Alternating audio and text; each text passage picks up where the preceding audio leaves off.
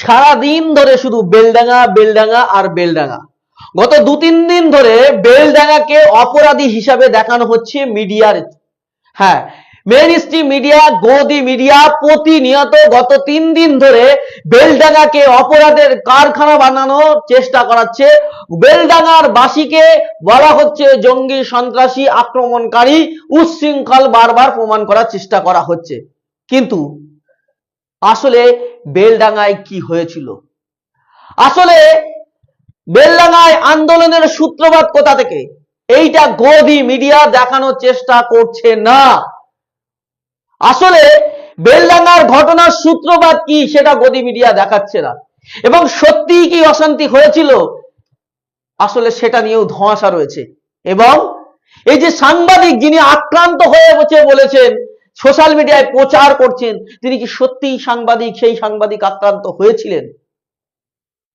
সেই video footage জি 24 ঘন্টা দেখাতে পেরেছে? না, পারেনি।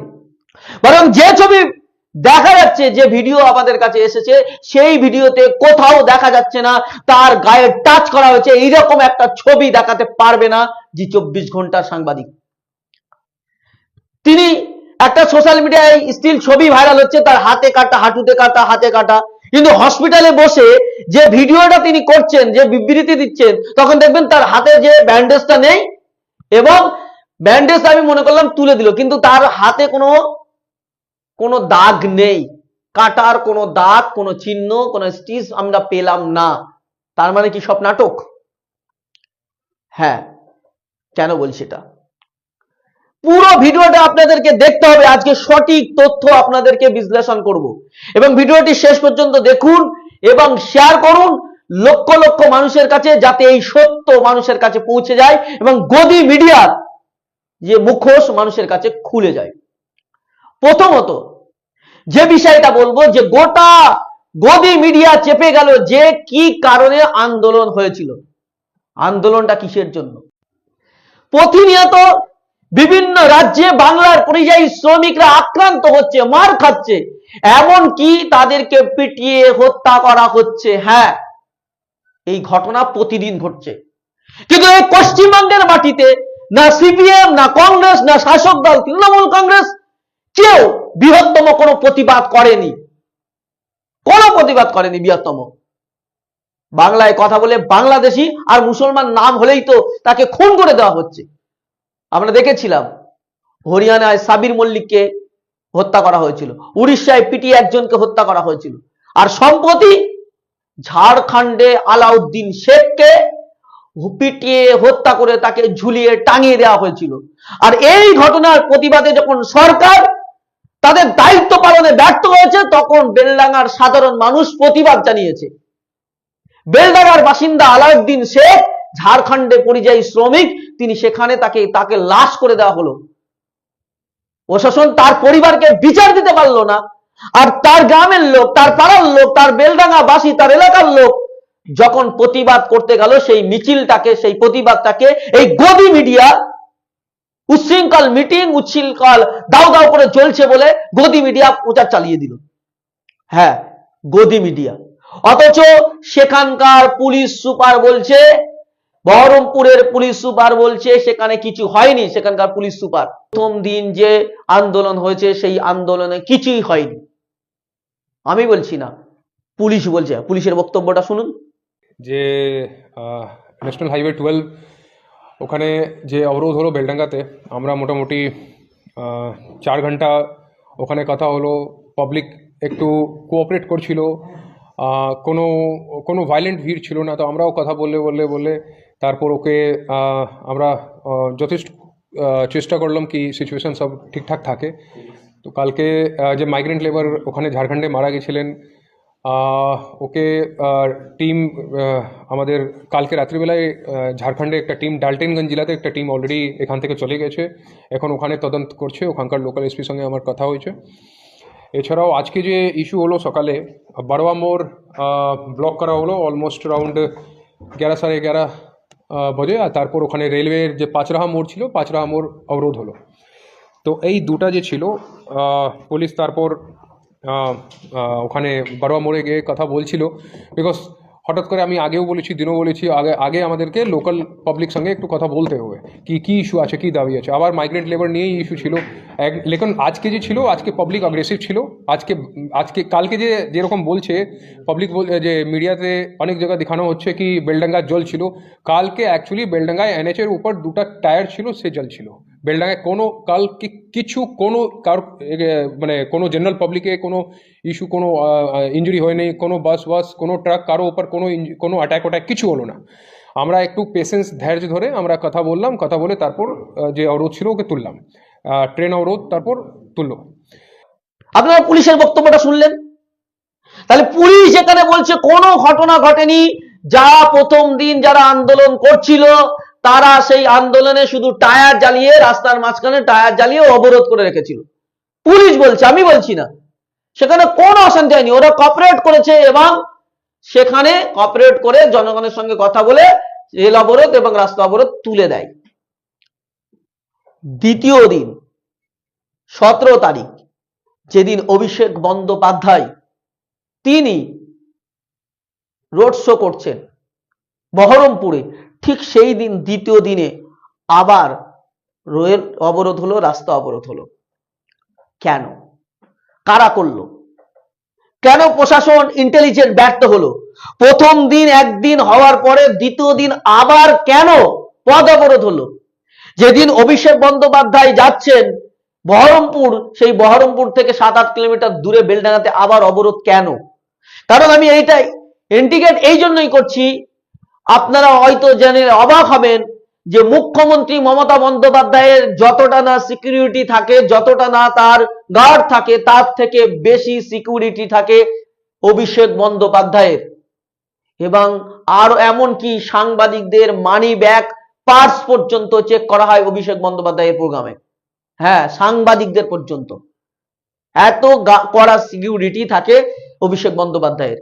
সেই অভিষেক বন্দ্যোপাধ্যায় যখন বহরমপুরে রোড শো করবে, সেই দিন পুলিশ ইন্টেলিজেন্ট এত ব্যর্থ যে দ্বিতীয় দিন আবার ফের আন্দোলন হচ্ছে, পুলিশ জানে না। আসলে জানে না নাকি করতে দেওয়া হলো, এটা নিয়ে প্রশ্ন। দ্বিতীয় হলো, পুলিশ জানিয়েছে যে প্রথম দিন কোনো অশান্তি হয়নি। তাহলে প্রথম দিন সাধারণ মানুষের স্বতঃস্ফূর্ত আন্দোলন ছিল এবং সেই আন্দোলনে কোনো অশান্তি হয়নি এবং সেই আন্দোলনটা ছিল ন্যায্য। সেই ন্যায্য আন্দোলনটাকে গদি মিডিয়া ঘুরিয়ে দিয়েছে। গদি মিডিয়া সেখানে এমন ল্যাঙ্গুয়েজ ইউজ করেছে যে মানুষের মধ্যে উত্তেজনা তৈরি হয়েছে। আমি বলছি না, পুলিশ রীতিমতো গদি মিডিয়াকে সামনে রেখে প্রেস কনফারেন্স করে তাদেরকে সবক দিলেন যে তোমরা এমন কোনো ভাষা, এমন কোনো শব্দ ইউজ করবে না যেখানে সেন্টিমেন্ট জড়িয়ে আছে। আমি বলছি না, পুলিশ বলছে। শুনুন পুলিশের কথা। We are also very sorry कि মানে কি একটা ঘটনা, এই খারাপ ঘটনা ঘটে গেল, but we have lodged a case, we have arrested। তো এই জন্য লাস্ট যে কথা বলবো, যখন মিডিয়া এরকম সিচুয়েশনে এইগুলো যে সিচুয়েশন আছে ওখানে যাচ্ছে, একটু একটু নিজে চিন্তা ভাবনা করে রাখবেন। যখন আপনি বলছেন একটা সেন্টিমেন্ট আছে, একটা মাইগ্রেন্ট লেবার ইস্যু নিয়ে অনেক দিন থেকে চলছে, অনেক অনেক জায়গা আমরা যে আলাদা স্টেটগুলোতে লোক যখন পুলিশ ডিটেইন করে রাখে, তারপর আমরা কথা বলে অনেক লোককে বের করে নিয়ে এসেছি। লেকিন একটা এই সেন্টিমেন্ট আছে, লোক এখান থেকে বাইরে গিয়ে কিছু কিছু ঘটনা ঘটছে যেখানে লোক মার খাচ্ছে। তো এই যে সেন্টিমেন্ট আছে, যখন আপনারা মিডিয়া বন্ধুরা যখন প্রশ্ন করছেন, তখন একটু সেন্টিমেন্টকে চিন্তা ভাবনা করে, মানে উই উইল রিকোয়েস্ট কি আপনার দিক থেকে কোনো উকসানিমূলক কোনো কথা আপনি না বলেন, কি অপোজিট দিকে মানে মানে এখন তো ভিড়ের সেন্টিমেন্ট আছে, মব সেন্টিমেন্ট। এখন আপনি একটা সিঙ্গেল লোকের সঙ্গে আপনি কথা বলছেন না, আপনি পুরো মবের সঙ্গে কথা বলছেন। মবের সব রকম লোক থাকে, তো কোনো আপনার কোনো একটা লুজ স্টেটমেন্ট কিছু বললে হতে পারে সামনে থেকে একটু কোনো লোক ওকে একটু নেগেটিভ ডাইরেকশনে নিয়ে নিলে, তারপর তো মবের তো কোনো মাথা নেই, মবের কোনো ডাইরেকশন নেই, একজন কিছু বললে হ করে সব চালু হয়ে যাবে। তো এই জন্য আপনাদের একটা রিকোয়েস্ট থাকবে পুলিশ দিক থেকে কি এখন আমরা অনেকটা কি আমাদের সিচুয়েশন কমপ্লিটলি আন্ডার কন্ট্রোল আছে, বাট যখন এইরকম সিচুয়েশন হলে একটু নিজে একটু পরিস্থিতি দেখে চেষ্টা করবেন কি আপনার কোনো আপনি যা আছে ফ্যাকচুয়ালি আপনি রিপ্রেজেন্ট করুন, কোনো আপনাকে কেউ কোনো মানা করছে না। আপনারা শুনলেন, তাহলে পুলিশ অফিসার তিনি বলছেন সাংবাদিকদের ল্যাঙ্গুয়েজ যেখানে সেন্টিমেন্ট আছে সেখানে শব্দ চয়নের ক্ষেত্রে, যখন মবের সঙ্গে কথা বলছেন সেখানে শব্দ চয়নের ক্ষেত্রে সংযত হওয়া উচিত। কিন্তু আজকের দিনে এই গদি মিডিয়া, বাংলার পরিযায়ী শ্রমিক প্রতিদিন মরছে, সেটা নিয়ে তাদের কন্টেন্ট নেই, সেটা নিয়ে তাদের মাথা ব্যথা নেই। বাঙালি মরছে, তাদের কোনো যায় আসে না। একজন সাংবাদিক আক্রান্ত হয়েছে, যা কিনা ফেক, এখনো পর্যন্ত আক্রান্ত হয়েছে তার কোনো ফুটেজ পাওয়া যায়নি, কোনো প্রমাণ পাওয়া যায়নি, সেইটা নিয়ে গদি মিডিয়া 24 ঘন্টা দেখাচ্ছে। কিন্তু পরিযায়ী শ্রমিক আলাউদ্দিন শেখ মরেছে, তার জন্য প্রতিবাদ হয়েছে, এইটা কোনো গদি মিডিয়া দেখাচ্ছে না। কেন? কেন? তৃতীয় আপনাকে যেটা বলবো, যে এই যে সোমা বলে যে মহিলা সাংবাদিক, আমরা কারোর মারার পক্ষে নাই, কিন্তু তিনি যে বলছেন তাকে আক্রমণ করা হয়েছে, সেই আক্রমণের ফুটেজ কোথায়? বরং তাকে তাড়িয়ে দিয়েছে তার কুমন্তব্যের জন্য। শেষ আন্দোলনকে উচ্ছৃঙ্খল বলছে, আন্দোলনকে কটূক্তি করার জন্য তাকে সেখানকার মানুষ, আন্দোলনকারীরা তাড়িয়ে দিয়েছে। আবার বলছে পুলিশ নাকি দাঁড়িয়ে দাঁড়িয়ে দিচ্ছে। পুলিশ একটা আমি দেখলাম ভিডিওতে, সেখানে পুলিশ ওদেরকে, মবকে বলছে এই যেও না, ছেড়ে যাও, ও চলে যাচ্ছে আপনাকে। এবং সেখানে শত শত মানুষ যেমন ছিল তেমন অনেকজন মোবাইলে ভিডিও করছিল, এবং সেখানে সেই ভিডিওর ফুটেজ আমাদের কাছে একটা এসে পৌঁছেছে।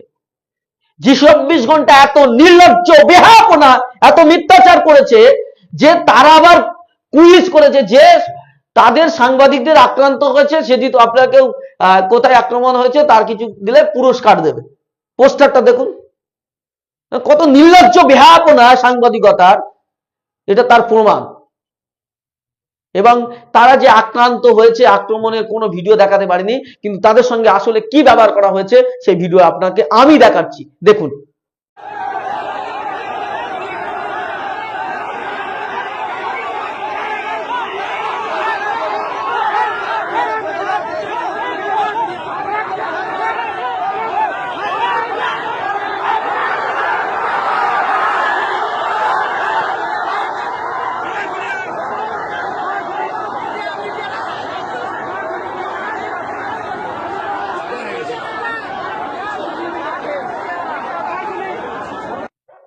আপনারা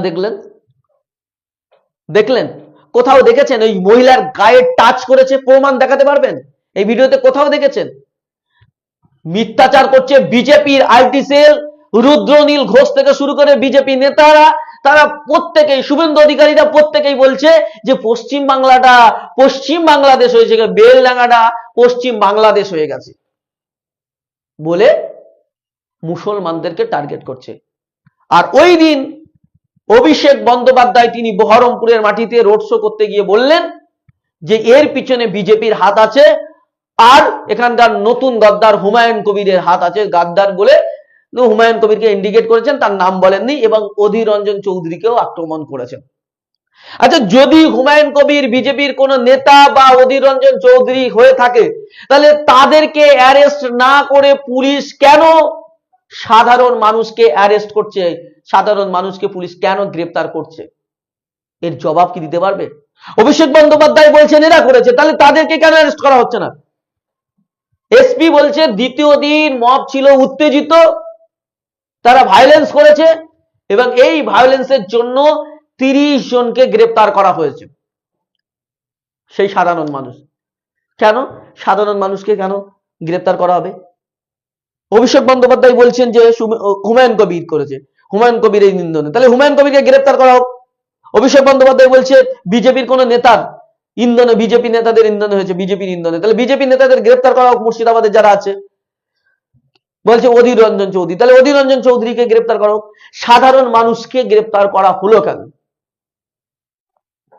আসলে সবাই এই ঘটনাকে কেন্দ্র করে প্রথম দিন যখন কোনো কিছুই হলো না, উত্তেজনা হলো না, শান্তিপূর্ণভাবে আন্দোলন মিটে গেল, দাবি মিটে গেল, দ্বিতীয় দিন সেটা নিয়ে কেউ রাজনীতির ফায়দা লুটতে পারলো না। সেকেন্ড দিন আবার মানুষকে, মবকে আবার উত্তেজিত করে নামানো হলো রাজনৈতিক ফায়দা নেওয়ার জন্য। এদিকে বিজেপি হিন্দু ভোটকে এক করার চেষ্টা করছে, আর এদিকে তৃণমূল শাসক দল বলছে আমরা তোমাদের পক্ষে থাকবো, তোমরা আমাদেরকে ভোট দাও। কিন্তু এই সাধারণ মানুষগুলো জেলে যাবে, এদের বিচার কি করে দেবে? এই যে মানুষগুলো জেলে যাচ্ছে, এদের পরিবারগুলো কিভাবে চলবে সেটা নিয়ে কারো কোনো মাথা ব্যথা নেই, সব ভোটের রাজনীতি। হুমায়ুন কবির তিনিও ভোটের রাজনীতি করছেন। তিনি কি এই যে 30 জন পরিবার গেছেন তাদেরকে তো পরিবারের পাশে থাকবেন? তাকে থাকতে হবে। কিংবা অধীর রঞ্জন চৌধুরী, তাদেরকে থাকতে হবে। অধীর রঞ্জন চৌধুরী তো বলছে আক্রমণকারীদের অ্যারেস্ট করার কথা বলছেন, কিন্তু আক্রমণ কারা করলো, এদের পিছনে কে? কেন ইন্টেলিজেন্স ফেল হলো, কেন পুলিশ ফেল হলো, 24 ঘন্টা পরে দুবার কিভাবে অবরোধ হয়? এটা প্রত্যেকের দায়ী রয়েছে। শাসক বিরোধী কেউ এ দায় এড়াতে পারে না, পারে না, পারে না। শুধু এখানেই শেষ নয়, আর একটা বিষয় আপনাদেরকে বলি। এই যে গোটা পরিস্থিতিতে কি ক্রিয়েট করা হলো, মুসলমান একজন পরিযায়ী শ্রমিক মারা গেল ঝাড়খণ্ডে, সেটা নিয়ে কোনো উচ্চবাচ্য মিডিয়াতে নেই, কোনো নেতা মন্ত্রী কারণ নেই। সেই ঘটনাকে কেন্দ্র করে যে প্রতিবাদ হলো, সেই প্রতিবাদের আওয়াজ নেই। সেই প্রতিবাদকে ভায়োলেন্স, গুন্ডামি, দাঙ্গা হাঙ্গামায় চালিয়ে দেওয়া হলো। তার মানে মুসলমান বদনাম করা হলো। থার্ড কি হলো, মুসলমান ছেলেরা জেলে গেল, 30 জন জেলে গেল। হ্যাঁ, তাহলে মুসলমান পরিযায়ী শ্রমিক মরল, মুসলমানরা বদনাম হলো, আর মুসলমান 30 জন জেলে গেল। ক্ষতি কাদের হলো? মুসলমান মরল, মুসলমান মার খেলো, মুসলমান কেস খেলো, মুসলমানদের বদনাম হলো। আর যদি বলেন বেলডাঙ্গা, পুরো বেলডাঙ্গা বাসীর বদনাম হলো। বেলডাঙ্গার পরিযায়ী শ্রমিকের মৃত্যু ঘটলো, বেলডাঙ্গা বাসীর বদনাম হলো, তাদেরকে সন্ত্রাসী ভাবে চিহ্নিত করা হলো, আবার বেলডাঙ্গার মানুষ তারা অ্যারেস্ট হলো। আর সবাই তৃণমূল, বিজেপি, সিপিএম, কংগ্রেস, হুমায়ুন কবিরের দল, জেইউপি, সবাই এখানে রাজনীতি রুটি ছাকার কাজ করছে। গেল কার? সাধারণ মানুষের এই বেলডাঙ্গার বাসিন্দাদের জীবন বিপন্ন হলো। ভোটের রাজনীতি, আর সবাই